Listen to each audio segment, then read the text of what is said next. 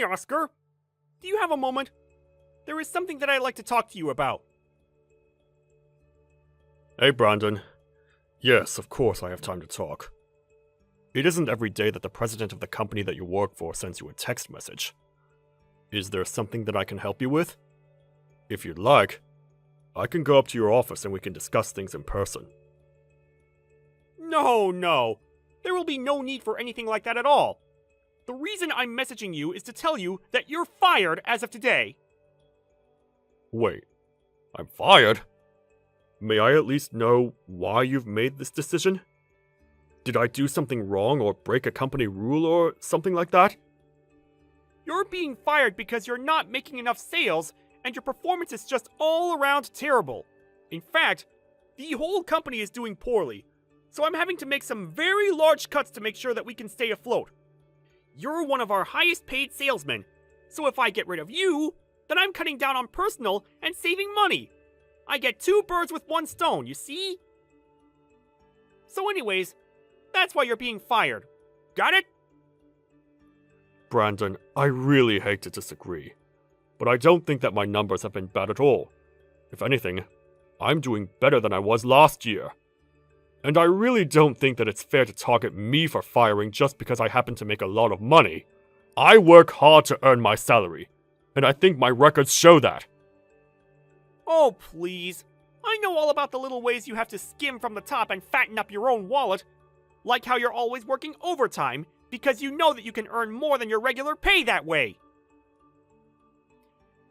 I understand how that might look, but the only reason I've had to stay so late is because my supervisor enjoys saddling me with work he's supposed to do. He never gets things done on time, and always leaves things until the last minute before coming to me for help. I've talked to our department manager about trying to get this issue resolved, but nothing's been done about it at all. Basically, I'm being made to do more work than I should, and that's why I've had to stay so late. I didn't ask for your opinion on this, did I? I told you that you're fired, and that's that. End of story.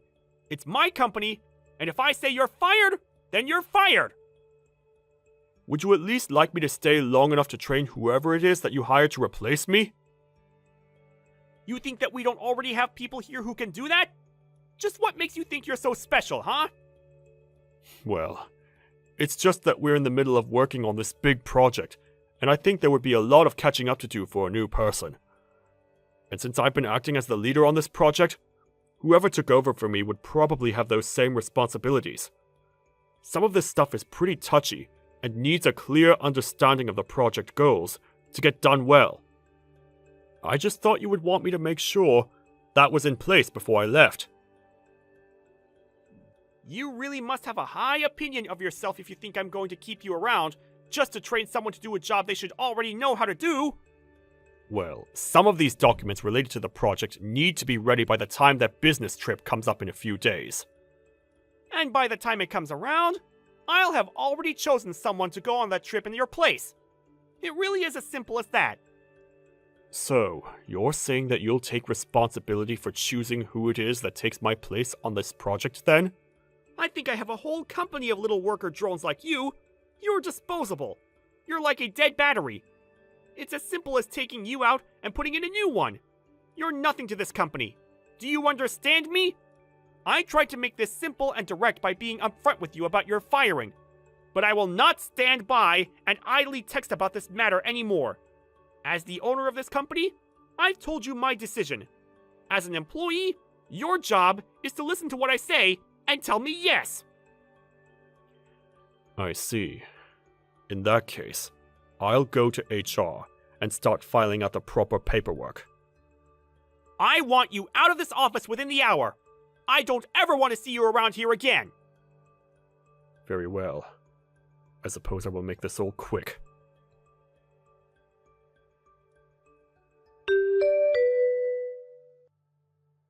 Oscar! Is everything okay?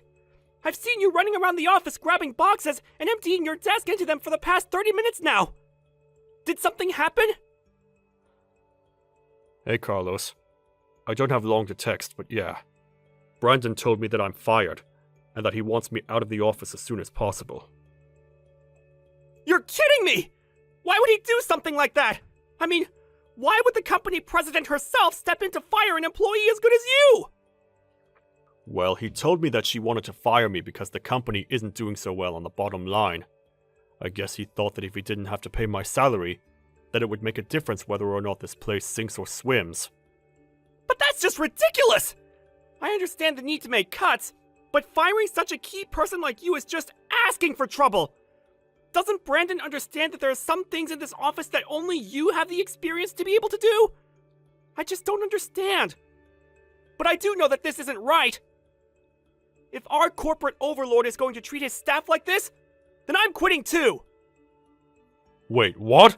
Carlos, no! Please don't do that for my sake! I really don't think that you should quit your job just because I'm being treated unfairly. Are you sure about that? I want to stand with you. This isn't fair, Oscar! I know it isn't fair, and I really do appreciate what you're doing. It's very kind of you to be willing to throw your job away for what's right, but I don't know how I'd feel if anything bad happened to you because of what you did for me. Well, okay then. If you really don't think it's a good idea. But after work, I'm going to head straight to your place, and we're going to talk about this. You mean it? I would really appreciate that. Oscar, what are you talking about? You're my fiancé. Of course I'm going to be there for you when you need me. Besides, this sounds like a long story, and would probably be better to figure out in person. You're right. Thank you so much, Carlos. I'm so lucky to have you. I suppose I'll see you this evening then.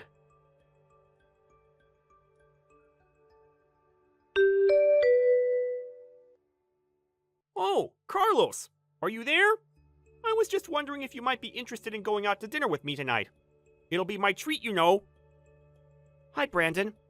I'm very sorry, but I already have plans made for this evening. I'm going to have to pass. Oh, come on. I know that isn't true. What plans could you possibly have? Besides, you do know that your little boyfriend got fired today, right?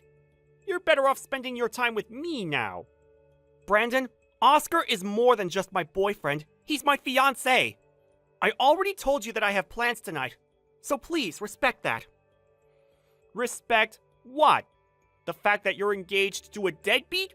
Surely you realize that you'd be way better off with me, right? Besides, now that Oscar's out of the picture, you have no choice but to be all mine. I'm sorry, but I will just have to disagree with you there. I am certainly not yours. Come on, Carlos. Surely you must understand where you stand in all of this, right? You're just another one of my staff. I'm hiring you, and if I wanted to, I could fire you, just like Oscar. That is, unless you do exactly as I say. How dare you try to lord your power over and threaten me? You can say whatever you want, but I will make decisions for myself. Thank you very much. Oh, come on. Where is all of this attitude coming from all of a sudden? You really think that a good employee like you would know the right way to talk to their boss, now? Besides, it's obvious with how flustered you are that you must like me. It's okay, though. There's no need to be embarrassed. You know that I like you, too. So let's just stop this little game and get together, yeah? Brandon, I am sorry to say that you have no idea what you're talking about. There is not a molecule of my being that has any romantic, let alone positive, feelings towards you. But you'll be with a company president. Don't you understand what that could mean for your future? You'd never have to worry about anything again. Well, except looking good while standing next to me, that is. After all, you would be expected to keep up appearances when we go out to all the fancy dinners and galas. Doesn't that sound nice? I'm sure you've always dreamed about living the high life, right? Well, I'm your ticket to that life. And all you have to do is say that you like me. Well, I don't like you. In fact, I hate you, Brandon. I think you're a terrible person, and I don't want anything to do with you at all. But Carlos, that isn't fair. You haven't even given me a chance, you know. Don't you think you should at least give it a shot and see what you're missing out on? I'll make a reservation at the most expensive restaurant in the city and show you the kind of life that I can give you if you get with me. You won't regret it. I've given you my answer already. Now please, respect it. I have no intention of going out with you to dinner, on a date, or anything like that. But that isn't fair! What can I do that will finally convince you to marry me? Why won't you become mine? Brandon, I would like to make something very, very clear to you. To me, working for you is just one unfortunate condition that I put up with while at this job. But I want to make myself understood that I don't want you playing any role in my personal life, and I would just like to be left alone to do my work. You mean to tell me that you'd really rather be doing work than be out there looking for love? I'm offering everything you could ever want on a silver platter, and you're going to tell me no? I mean, I was thinking that after I take you out for dinner, that you would let me show you my place. After all, it would be good to have an idea of where you'd be living after you and I get married, right? Trust me, if you spend the night with me, you won't regret it one bit. Brandon, I have already given you my answer, and have asked you to respect it. I already said no, and that isn't going to change no matter what you say. You really are a stubborn one, do you know that? But it's okay. Half the fun is in the hunt anyways. Well then, you better go and find another target, because this buck is already bagged and tagged.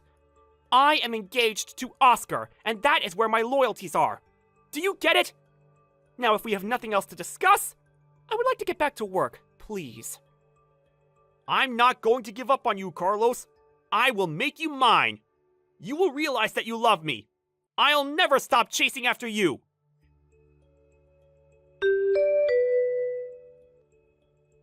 Oscar! I'm finally off work. It's been such a day. I can't wait to talk about it all with you. Anyways, I'm going to take an Uber to your place, so I'll see you in a little bit. You're going to take an Uber? But why? You know that I don't live that far from the office. You could probably make it if you didn't mind walking the 15 minutes. I know, but I need to get in a car so that I can get away from Brandon. What do you mean? What's he doing this time? Is everything alright? Well, he kept trying to invite me out for dinner tonight. He just wouldn't stop pushing it. Although, it was obvious that he was looking for much more than just to eat with me. You're kidding me. Did he really do that? When is he going to learn that he shouldn't be abusing his power like that? It's just horrible! I had to sneak into the women's bathroom, and the girls are keeping an eye out for Brandon. Apparently, they noticed him coming down to see if I was still at my desk. I just barely managed to get by him without him noticing. I'm standing outside the building right now. Ah, I think I see my Uber! Okay, I'll see you in a bit. Got it. I'll be waiting for you outside my apartment building then. I'll see you when you get here. And be careful. I'll be thinking about you until you arrive. Hey, Oscar. I hope you slept well. I really missed you last night. Morning, Carlos. I slept really well, thanks for asking. I did really miss you too, though. I just wanted to say thanks for driving me all the way back to my place. Of course.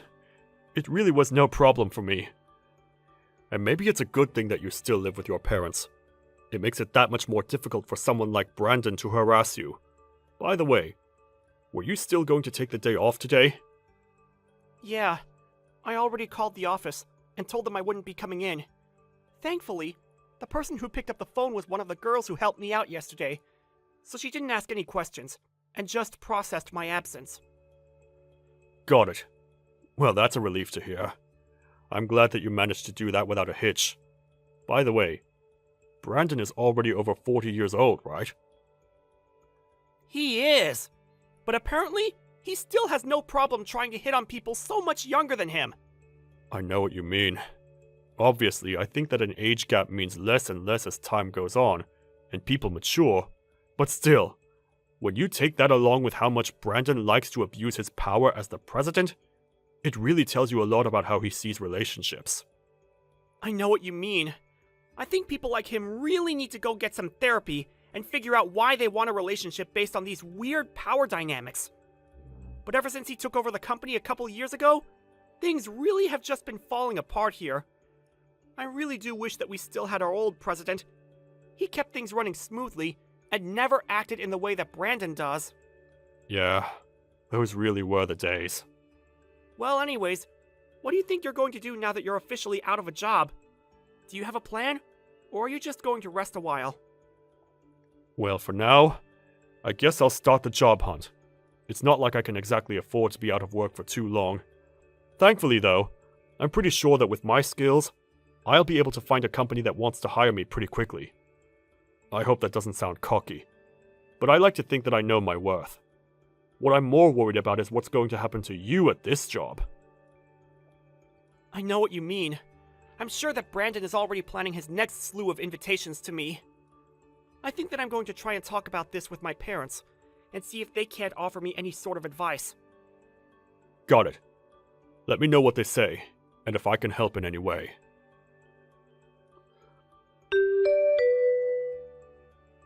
Oscar! What is the matter with you? Why aren't you at the airport already? You better be on your way right now, or there'll be hell to pay! Sorry, Brandon. What is all of this about? I have no idea what you're talking about. Did you seriously forget the important business trip that you had today? You're going to be meeting with one of our top clients! Don't you dare tell me that you forgot! I can't afford to just cancel something like this at the last minute! What kind of game are you trying to play here? I don't see why you think this has anything to do with me. You do remember that you fired me 3 days ago, don't you? What in the world are you talking about? I never fired you! You're still my employee, and you will do as I say! No, that is just not true. You told me 3 days ago that I was being fired for budgetary reasons. I'm not your employee anymore. I didn't ask for your backtalk! Now you are going to do as I say, get on that plane, and then apologize to our client for your laziness! Brandon, are you even reading what I'm sending to you? I don't work for you anymore, okay? You can't tell me what to do. I couldn't even represent the company if you wanted me to at this point. What is this, some kind of joke you're trying to play on me? I know that you're in charge of the special project with our big client. I called them and told them that I was going to be taking over the project, and they refused to work with anyone but you! Well, I did ask if you were going to take responsibility for finding my replacement on it, remember? I even offered to train whoever it was that you chose. Well, the client is saying that they don't want anyone else but you! Don't you see that our contract with them is at stake if you don't do this? Well, that sucks. But again, it's not my issue at all. It is quite literally none of my business, Brandon. You little rat! You won't get away with this! I still own you, even if you don't realize it yet! Oscar, are you there? Things are going crazy here because of that business trip that you were supposed to go on. Oh, really? Like what? What's going on? Well, the whole reason I went into work today was because I heard that Brandon was going to be out of town on your business trip, right? But now we're hearing at the office that when he arrived, he tried to give the client all the documents that you had worked on. But when the client looked at them, Brandon had gone in and made so many changes by himself that the client just refused to accept them. Wow. He really did it. I didn't think Brandon would be stupid enough to try and take on this project by himself. And yet... I know! What was he thinking? He brought along a couple staff members who had been texting me some of the updates about what's going on over there. First of all, the people at the office Brandon was visiting were shocked because they still thought it was you that they would be dealing with. And second, after looking at the mess of reports that Brandon made, they refused to work with anyone but you. Now I guess Brandon is trying to blame you for all of this. He is? And just how is he trying to do that? I hope no one is listening to what nonsense he's come up with. Well, he's saying that you refused to go on the trip at the last minute, and that Brandon had no choice but to personally step in and handle things. Oh, I see. I was wondering if it might have been something like that. Brandon was actually texting me this morning demanding that I get on the plane to make it to the meeting. He really texted you this morning telling you to do that? I know. I was just as confused as you, really. It's like he has no idea what he's done. I just can't believe it! How much of an idiot can one guy be? Especially when the clients had made it clear since the very start of this project that they were only agreeing to it because they trust you to handle their claims. And I do really appreciate them for saying that. but it's out of my hands to do anything about it now. I know, but what if Brandon convinces them that it was really all your fault? I really don't think that's going to happen. I actually applied for a job with them today, and I'm going in for an interview soon. What? Really? You mean you found a job with the clients that you were working with before? That's right. The interview is at one of their subsidiaries, and I already told my brother, who works for the same company, about how I got fired, so I'm sure that he's passed along that information to someone there. In fact, the application process was really just a formality. Just yesterday, I got a phone call from the company asking if I'd like a job. The interview is really all just to make sure the process is done correctly. In fact, I just got off the phone with the person who called me with the job offer asking me to clear up what was going on. They weren't sure about what Brandon was telling them, so I explained how I'd been fired and how Brandon took over the project. Assuming they take my word over his, I don't think there's a chance that any of this is going to fall back on me. So you really think that you'll be okay from all of this? If that's the case, then I'm really happy for you, Oscar.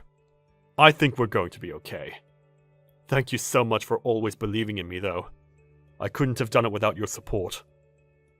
Aw, sweetie, that really does mean so much to me. Well, I suppose that's it then. That's it? What do you mean? I've made up my mind, and I'm going to be quitting this job. Are you sure about that? That's right, but don't worry. The decision isn't being made with you in mind. I just seriously can't see the point in staying at a company with such poor leadership. I mean, it is literally driving away its best employees and trying to avoid blame for everything. I just can't see myself excelling in a career here, so I'm going to quit. Well, that makes perfect sense to me. Although, I know that you'll be able to find new work right away.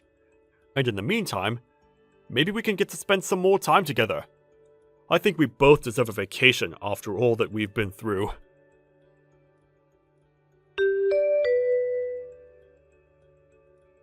It's all your fault!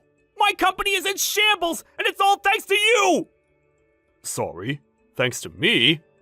Are you sure about that, Brandon? Who else's fault could it be? You sabotaged that project and knew that I wouldn't be able to take it over! You set me up for a trap! I knew it! I'm sorry, Brandon, but you were the one who fired me. I gave you plenty of warning about the knowledge necessary to handle things, and you didn't listen. I did my due diligence as an employee, and you still fired me. Shut up! You don't know what you're talking about! You've just always had it out for me, and that's why you did this!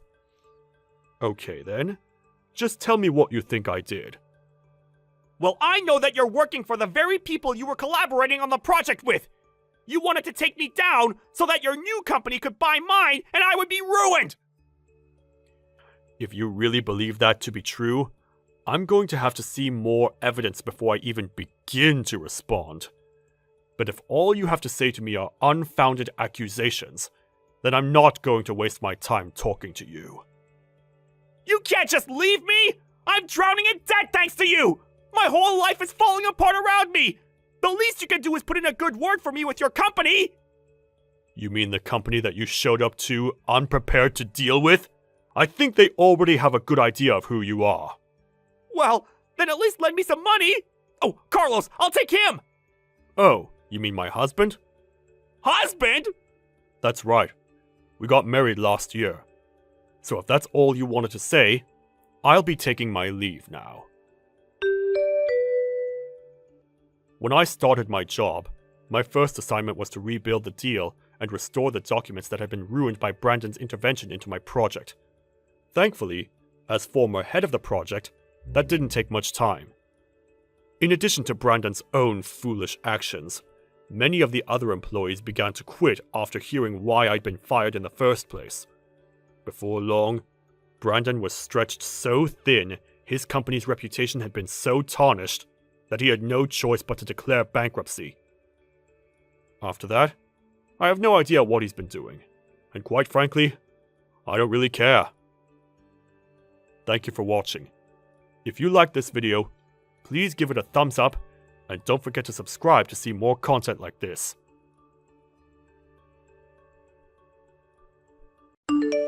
Thank you for watching. Please subscribe and hit the like button. See you next time.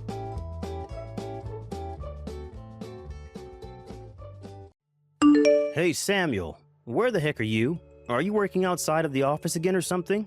I intended on making you organize a storage room, and you not being here completely ruined my plans. Oh, hello, Mr. Ramsey. I'm surprised to hear from you. You need to get back to the office right now. Just because you're in your first year at the company, it doesn't mean that you're a big shot for signing big contracts to our firm. That's just beginner's luck. I didn't intend to come off as a big shot or anything. I'm going around to greet our business partners before I plan on taking over for the boss in charge of us. They're going on maternity leave soon. You're doing that right now? Are you with them? Yes, I am. I was told by the general manager who's on an overseas business trip to accompany the boss, so I thought it was the top priority for today. Oh, the general manager is involved with this too? Yes, I'll come back to the office tonight. Well, I guess I can't do much about the situation as of yet. I'm sorry, Mr. Ramsey. I have a meeting with one of the clients very shortly, so please excuse me from this conversation. Yeah, sure. We'll discuss this later. Samuel, are you there? I have something I need to ask of you. Good evening, Mr. Ramsey. Thank you for your constant hard work in our company. I'm sorry, sir. I've already left to go home for the day. If we need to talk about anything work-related, I'll call you first thing in the morning. It's nothing to do with the business itself, but it's related to the company. Oh, I see. Okay. What is it that you want to discuss? Did you know that we have 2 temporary workers coming in because the boss is on maternity leave? Yes, I did. I heard that they'll be replaced with someone who's temporary until the boss's maternity leave ends.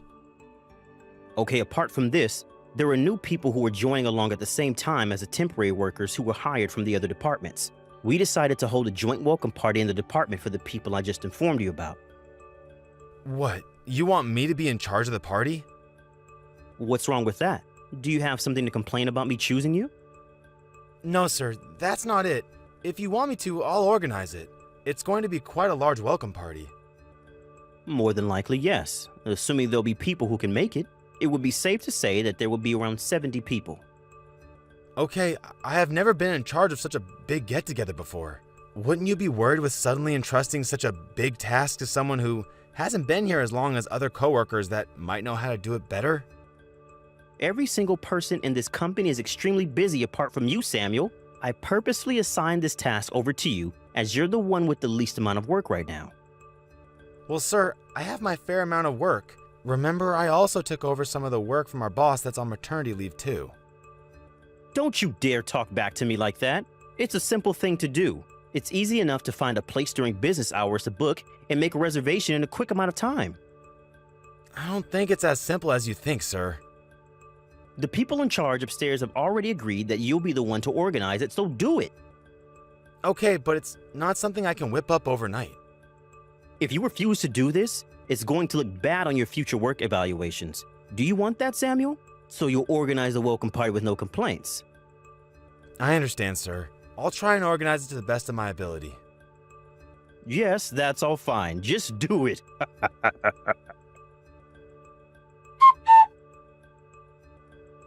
Hello. So tomorrow's joint welcome party is at Toby's Tavern. Good evening, Mr. Ramsey. Yes, that's where the party's happening, sir. Isn't it a privately run pub? Did you rent out this place to use or something? Yes, sir, I did. And all the other things are going according to plan? It's proven to be quite difficult staying in the budget when 70 people will be attending this welcome party. I was actually introduced to this place by a friend. A friend? Someone else found this place, not you? He's the one who will tell everyone about the place as he'll be the surprise guest on that day. You'll see, once it all begins tomorrow, so I hope we can all just enjoy this time together. Are you sure that everything will be alright? Nothing is going to get messed up? I guarantee you that the food and alcohol will be amazing, sir. Well, alright then. This better be an amazing party, Samuel. I'm counting on you, so don't screw this up. You have my word, sir. It'll be a great time.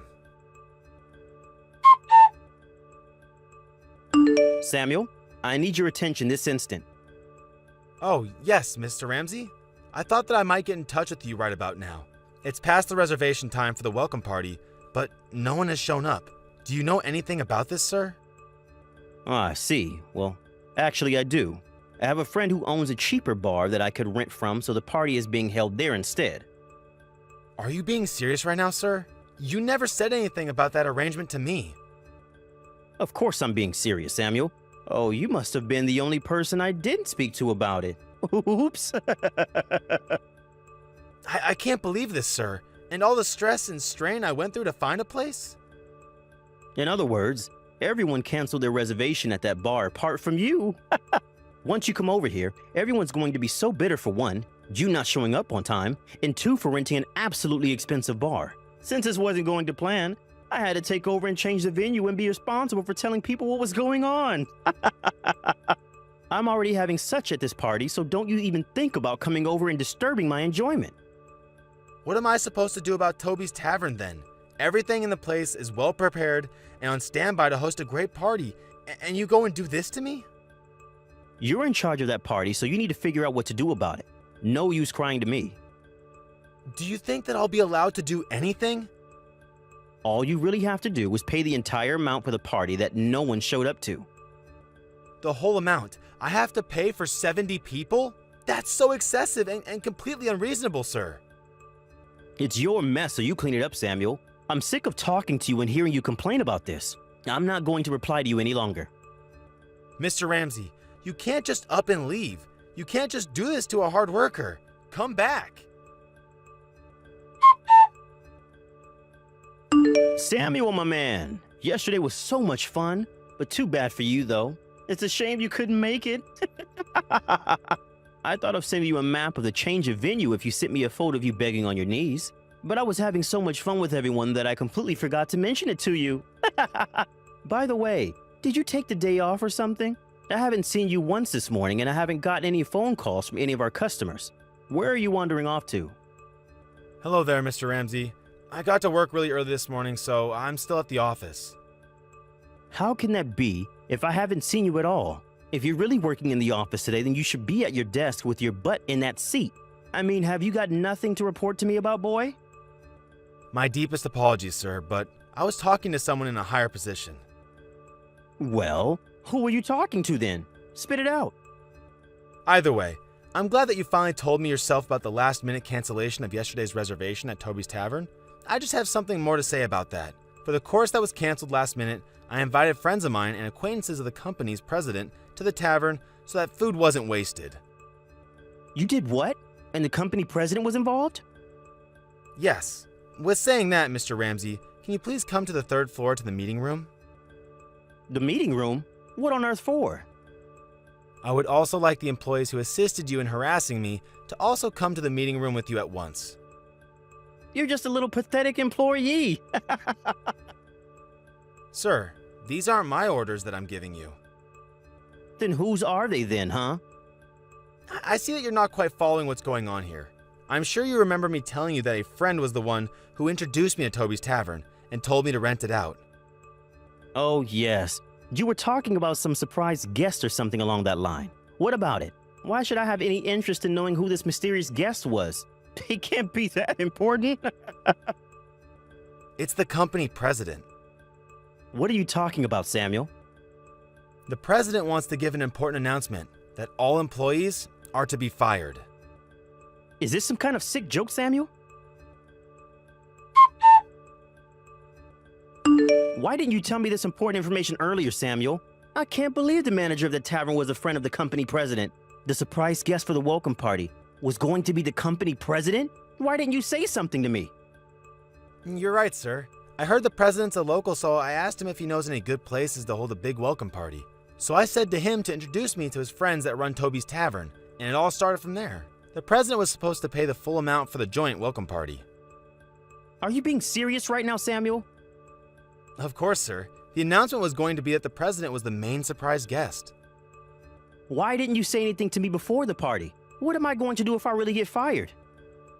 Well, let me tell you something, sir. It seems that the reason why you're getting fired is because you caused so much trouble in canceling and changing yesterday's reservation at the last minute. This can't be happening.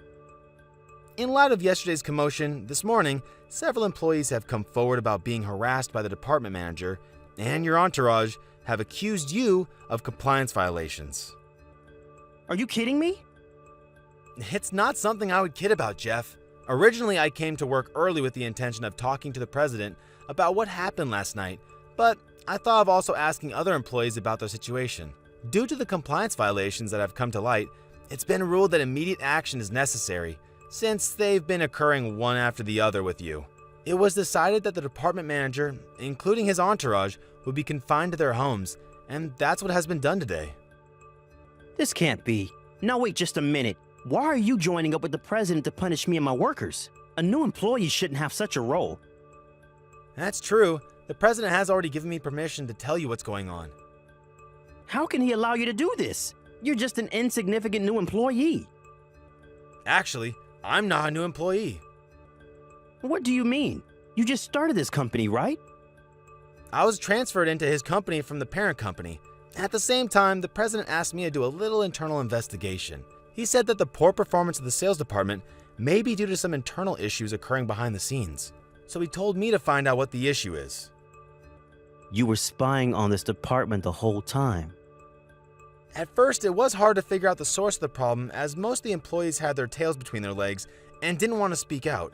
One day, right after I landed a big contract, the problem appeared in a very sinister way.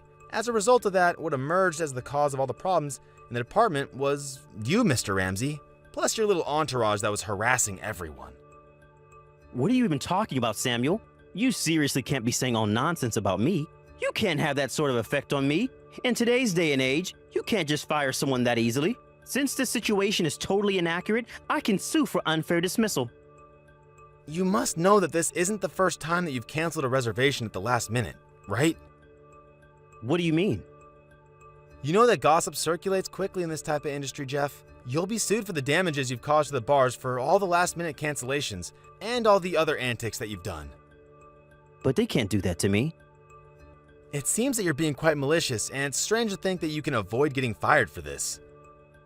Is this for real? You can't just talk to me like that. The final decisions will be made by the company. It's in their hands. Now, I'll just wait patiently and let everything unfold. This seriously can't happen to me. You're not gonna get away with this. The bar that had the reservation canceled at the last minute filed a lawsuit against Jeff Ramsey and his entourage. They were charged with payments totaling $50,000. The company announced that they would be fired. Their faces turned pale when they learned that they were being laid off without a retirement fund, even though they needed a little bit of money to survive on. It seems that they rushed to the president to convince him not to fire them. Once they were within reach, the security guards stopped them, and it was see you later to them once the police were called. Now, it seems that each of them have a part-time job or their parents pay their way. For Jeff, who had an especially large bill to pay, attempted to raise money from a dodgy job. It's been said that he's currently locked up. Thank you for watching. Please subscribe and hit the like button. See you next time.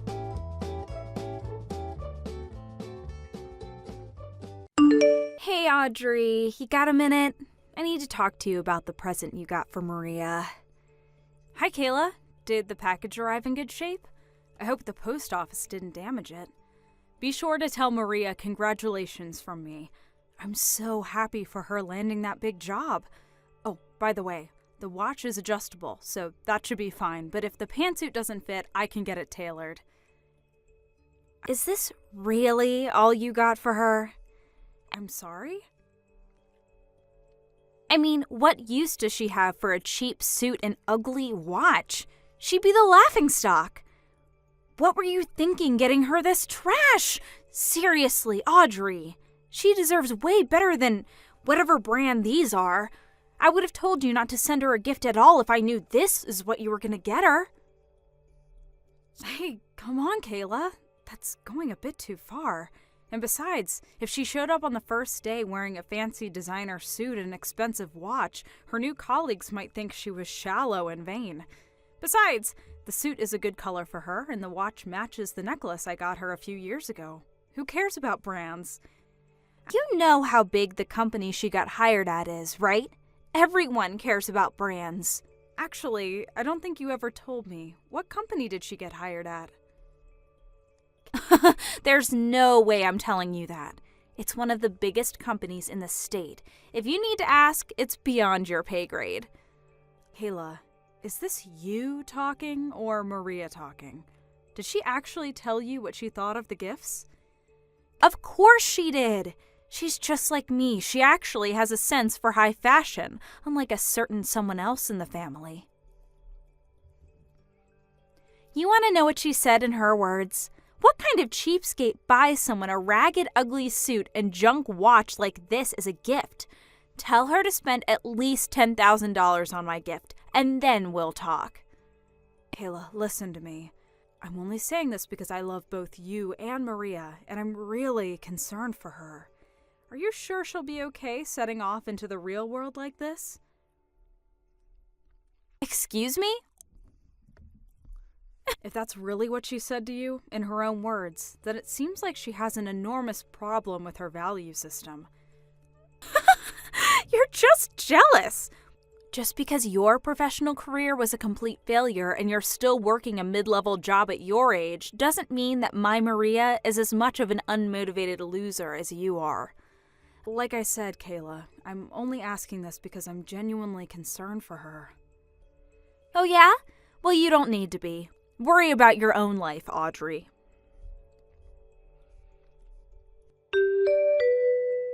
Hey, John. Sorry to bother you while you're on a business trip.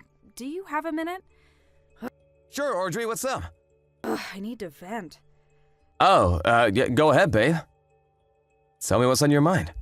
Thanks. So, it's about Maria. You know Maria, right? Oh yeah, your niece, right? Kayla's daughter? That's her. I heard Maria landed a good job at a big company, so I bought her a suit and watch that she could wear to work as a present. Holy cow, Maria's already graduated from college? Man, time flies. For real. But anyway, according to what Kayla told me in a text earlier today, Maria said they're cheap and ugly. She's never going to wear them, and that I should have bought her more expensive brand products. No way. Yeah, it's hard for me to believe too. But that's what Kayla told me this afternoon. Man, don't they know the expression, don't look a gift horse in the mouth? Good grief. To be honest, this isn't the first time the two of them have acted like this with me. Seriously? Yep. Kayla thinks that I'm a professional failure and that I work at a mid-level job for chicken feed.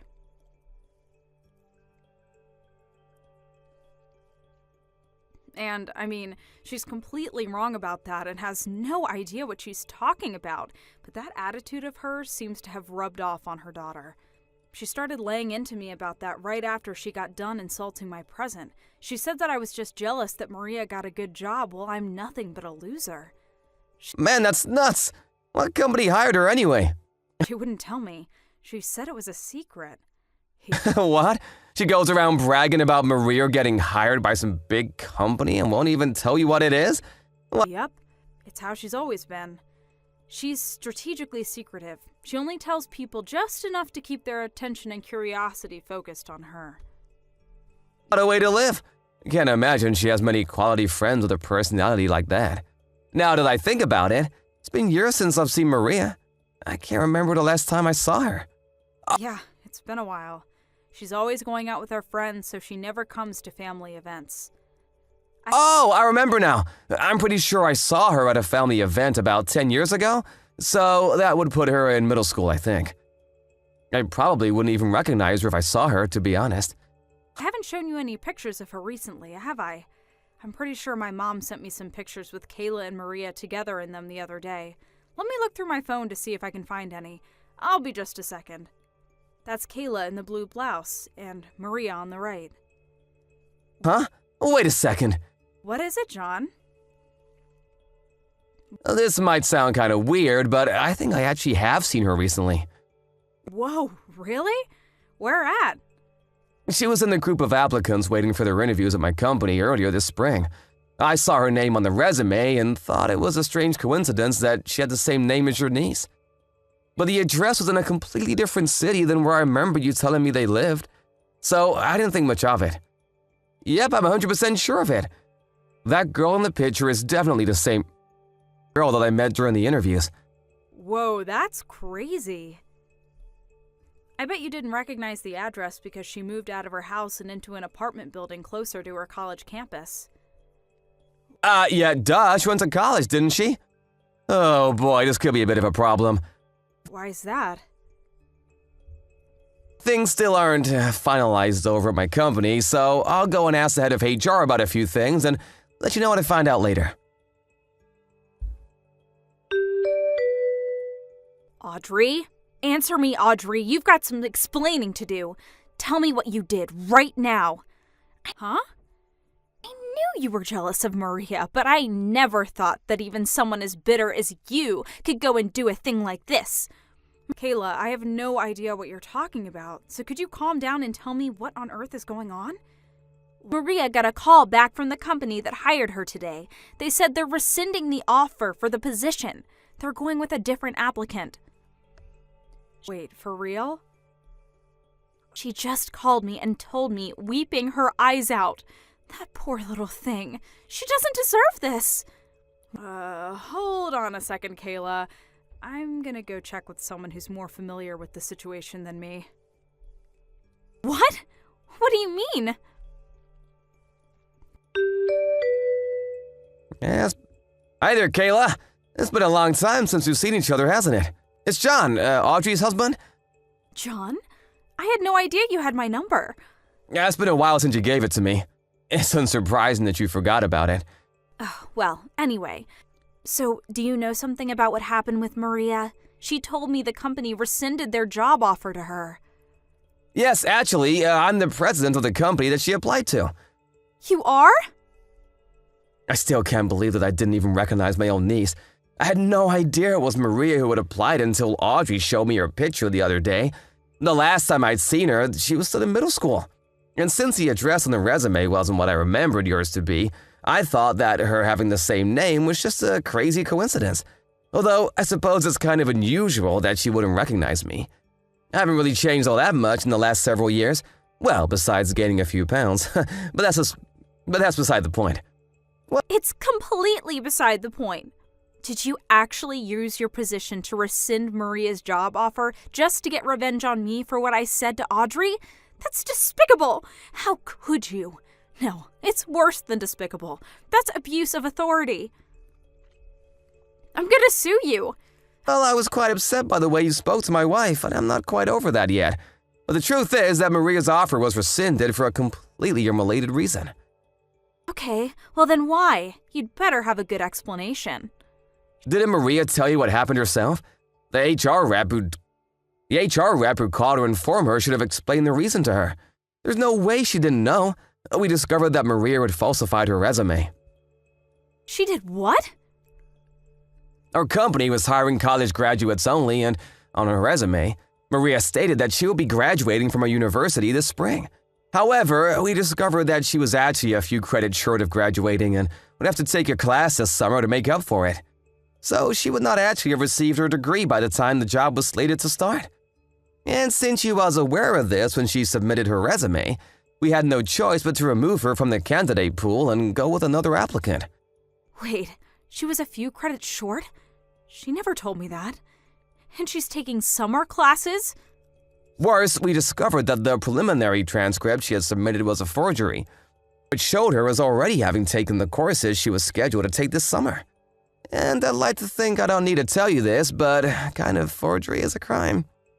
Oh, in addition to rescinding her employment offer, I'd also like to inform you that we are considering filing criminal charges against her for the forgery.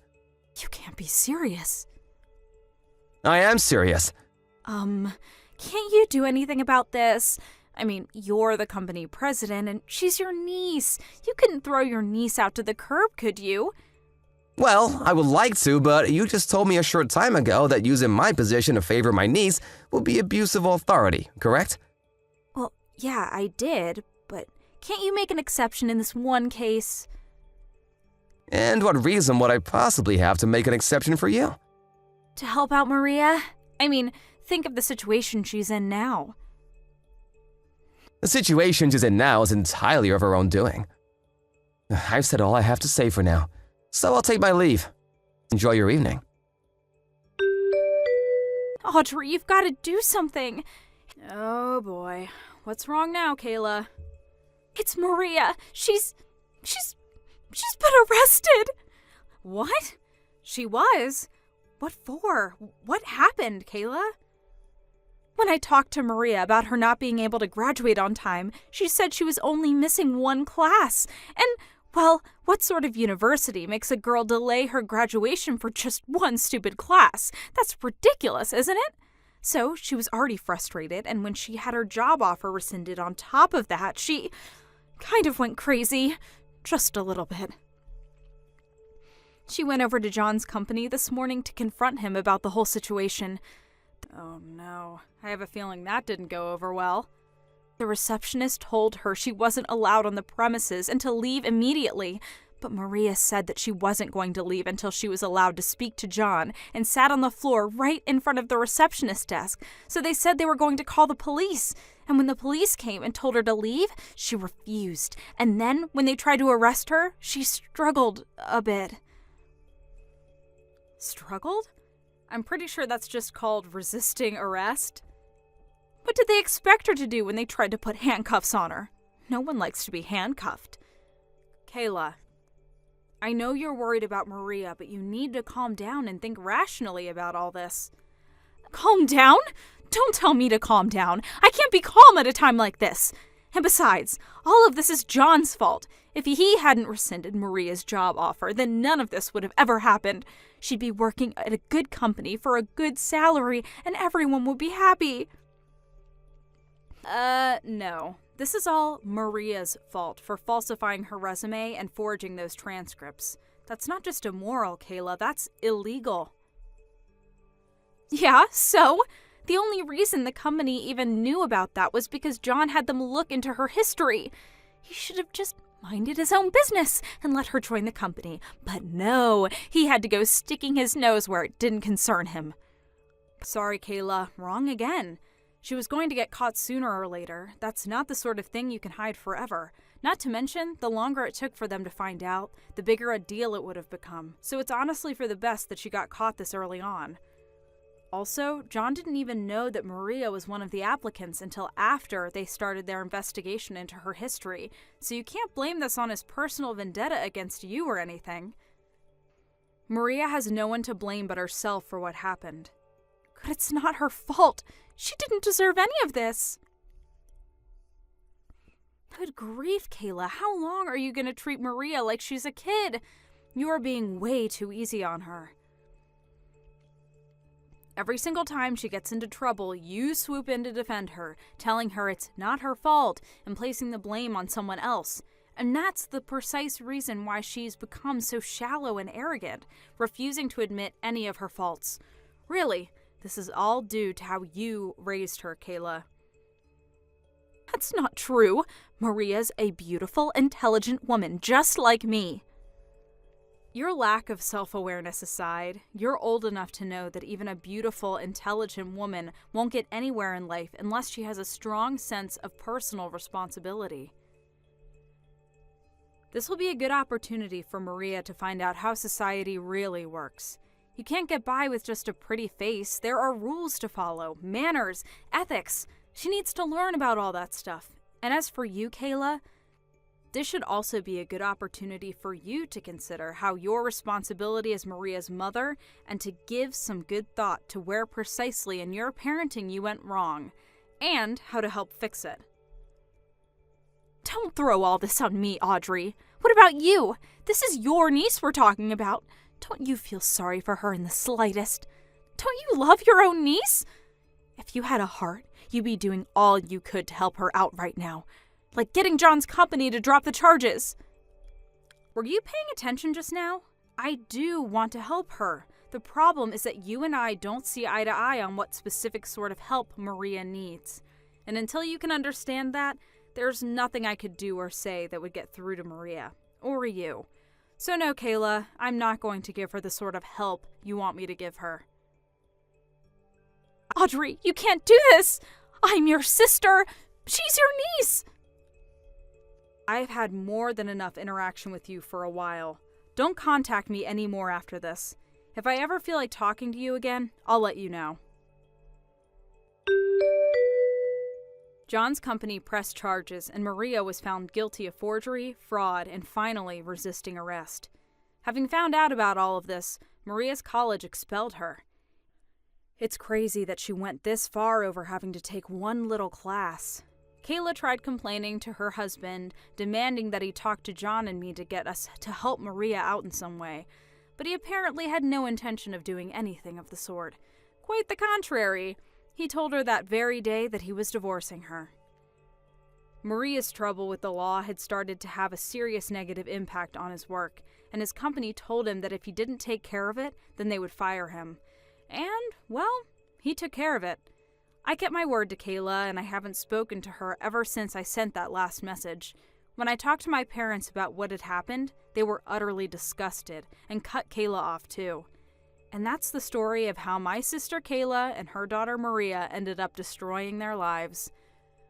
With the kind of criminal record Maria earned for herself, she's going to have a seriously hard time landing any employment at all, much less a job at a good company like John's. To make up for that, Kayla's now working a double shift every day from Monday to Friday in order to make ends meet. Sucks for her, but she brought this on herself. Thank you for watching. Please subscribe and hit the like button. See you next time.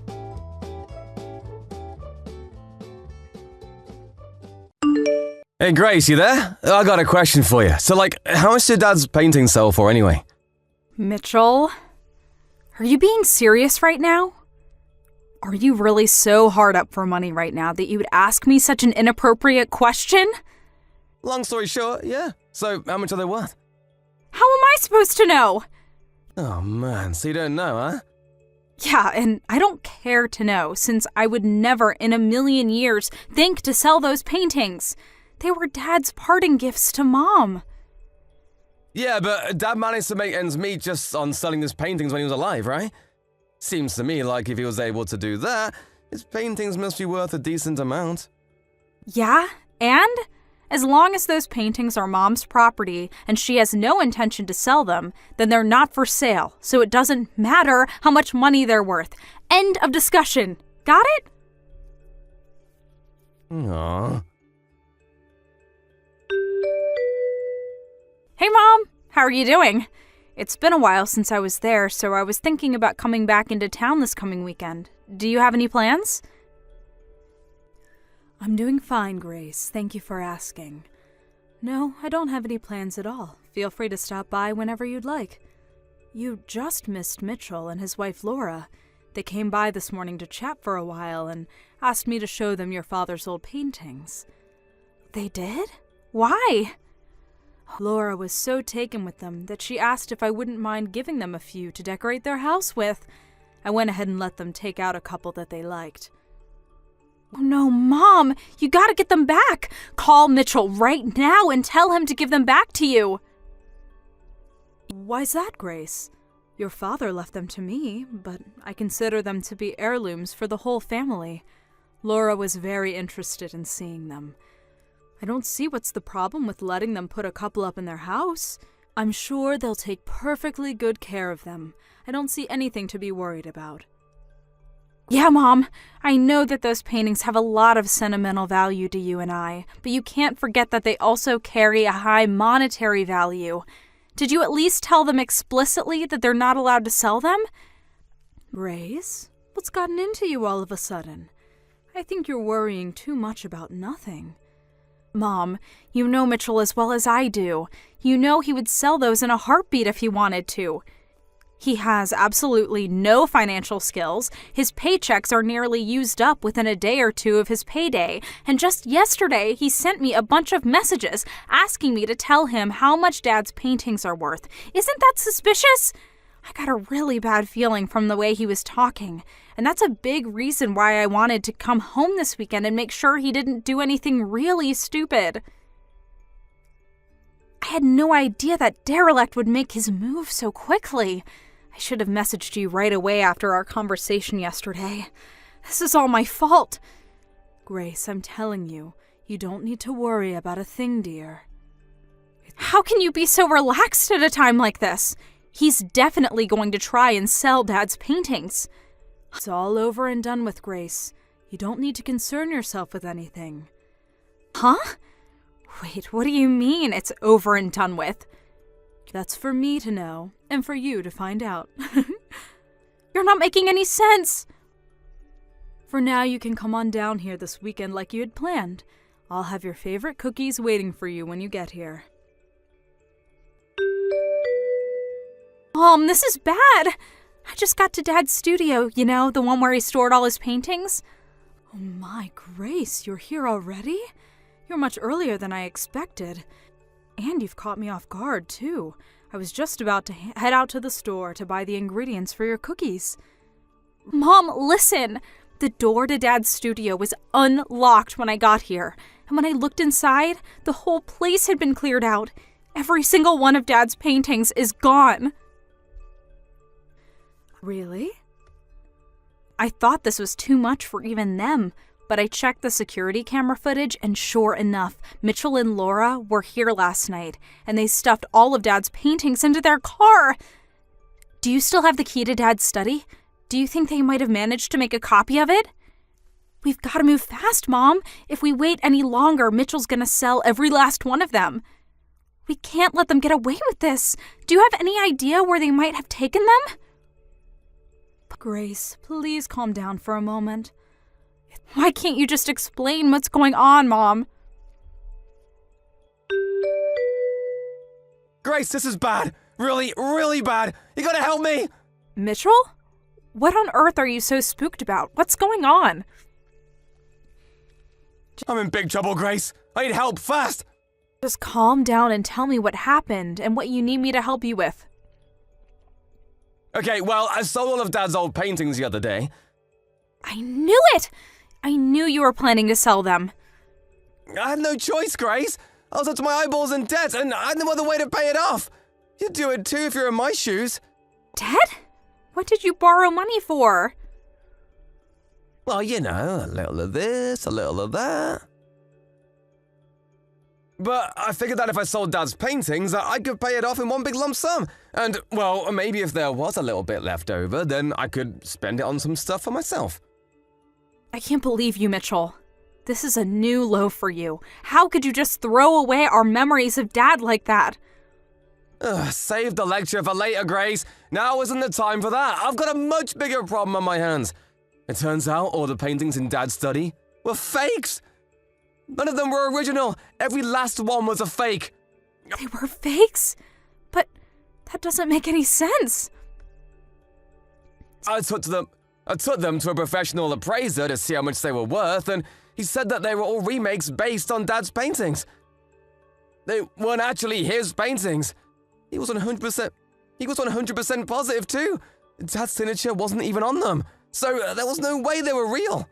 So wait a second. All of the paintings that Dad kept stored in his study, they were all fakes? Yes, that's what I've been trying to tell you. The appraiser said that they were all copies that were made digitally, then printed off by a computer and placed into a frame, and even the frames were cheap knockoffs. The story is getting weirder and weirder. I know, right? I'm still in shock. I can't believe it. Give me a few minutes, Mitchell. I'm going to talk to Mom for a second. I'll be right back.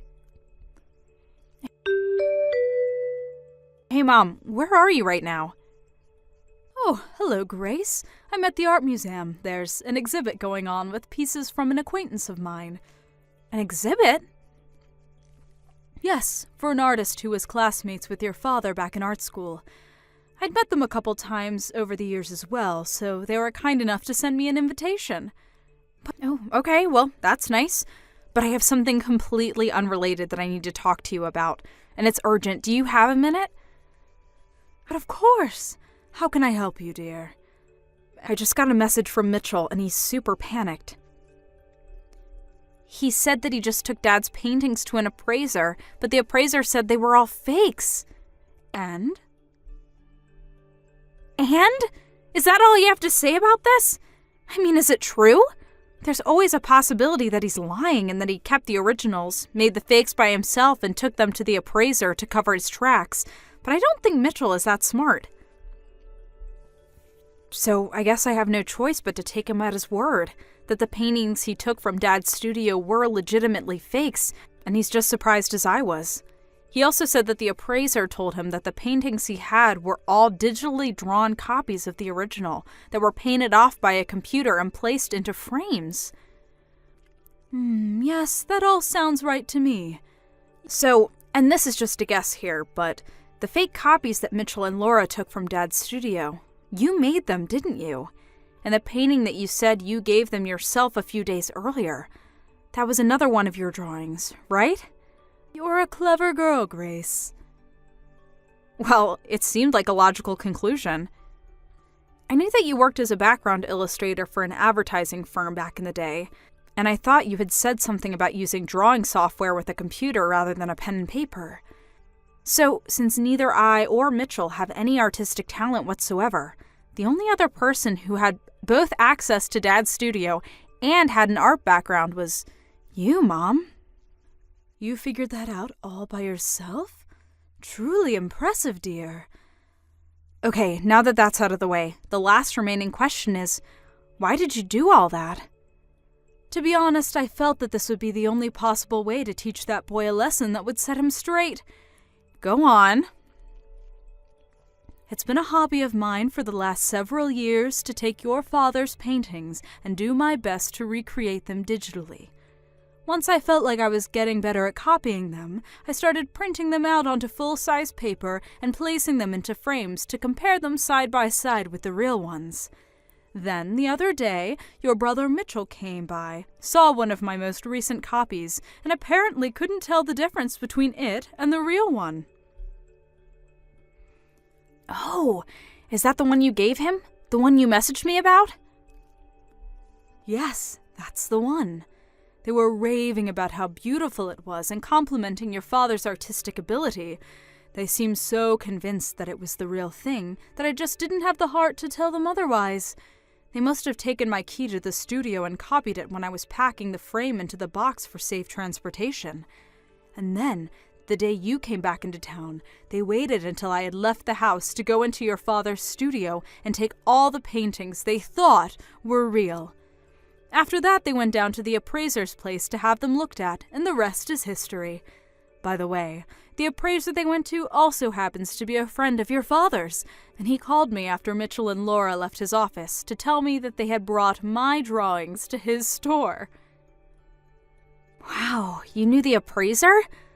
I guess that makes sense. It's not a very big art community around here. Yes, your father was quite the popular artist. I'd be surprised if there were any appraisers he wasn't friends with. Your father was quite a shrewd man as well. He foresaw the possibility that Mitchell would try to sell his paintings and made preparations to cut him off at the pass. He sent out messages through his colossal network of connections in the art world and made sure that any time any person tried to sell one of his paintings, that they would contact me immediately. Looks like his plan was a resounding success. Yeah, that explains why the appraiser called you. I was wondering about that. Indeed. Mitchell and Laura were still at his office when he called, so I had him tell them that the appraisal would take some more time and send them back home. Then, just today, I had him call Mitchell back and tell him the news, that he couldn't buy the paintings from them because they were fake. My guess is that Mitchell messaged you after getting off the phone with the appraiser. You said he sounded panicked. Wow! I'm really impressed. I never would have thought both you and Dad had planned for such an occasion as this.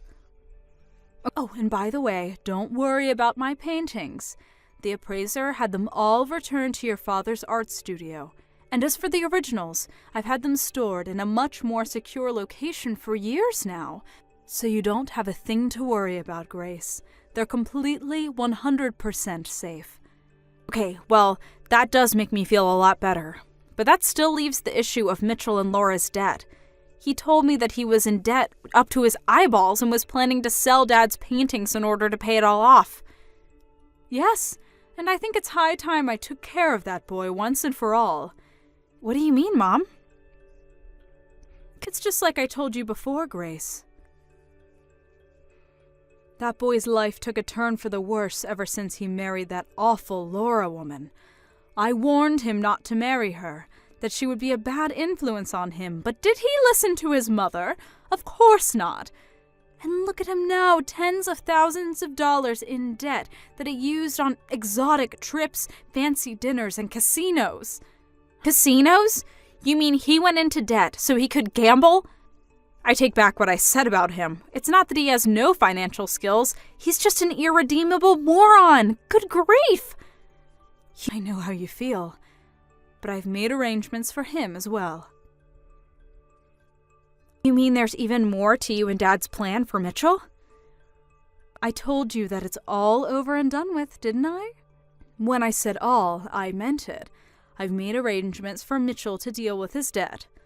Oh boy. What did you do, Mom? I did what any responsible parent would do to turn their prodigal son back to the straight and narrow. Now, if you'll excuse me, I'd like to go back to enjoying the art exhibit. Take care, Grace. Stop by whenever you'd like. Oh, sure. Thanks, Mom. Talk to you later.